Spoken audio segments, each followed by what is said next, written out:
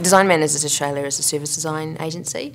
We're based in Canberra, but we work all over Australia. We go out into the community to understand what users, people, citizens actually do and think and use. What we focus on is when a service is announced or a service needs to be improved, collaborating with the public service group or the community sector group who delivers that service, and really doing anything from a full service system like Service ACT project through to improving a login or improving the password system for a government website.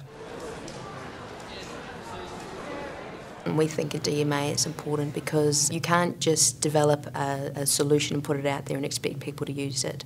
There's a whole lot of different reference points that people have and experiences, and they're comparing a bank with the way they pay their tax. So you have to understand you're competing with that, and it's just a much more complex world. So service design helps you break that down in a way that organisations can deliver better.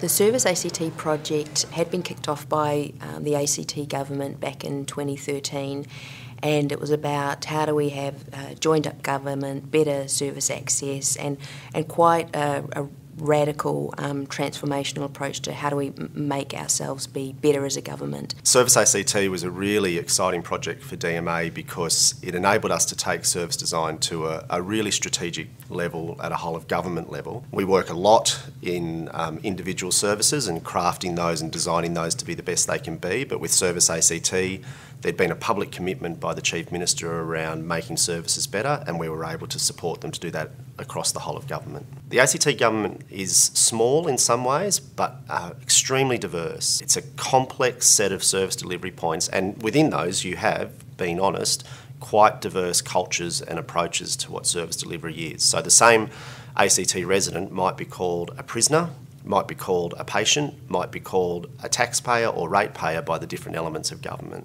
So the real challenge in Service ACT was saying, how can we create a common language and a common definition of services so that whether you're mowing a lawn or whether you are taking someone off to detention, that you treat them within the same principle framework.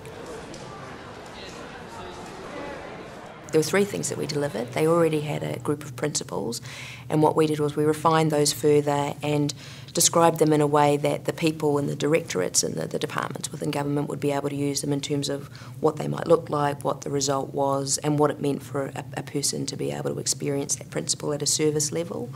We delivered a value proposition, so you can say you've got service ACT principles and you can say you want to be the most livable city, but what does that mean as a value proposition and what does it look like in terms of the results? And then finally the key thing that we delivered was a visualisation of an entire government service system with the customers, the citizens, the business partners at the centre through how they used services all the way through to the different services that the government delivered. One of the final parts of delivering the design, because we are designers, was making sure that there was an implementation roadmap that we called it. So putting out exactly what needed to take place over the different groups that needed to do things. What was critical for us was to look outside of Canberra, which is unique in its own way.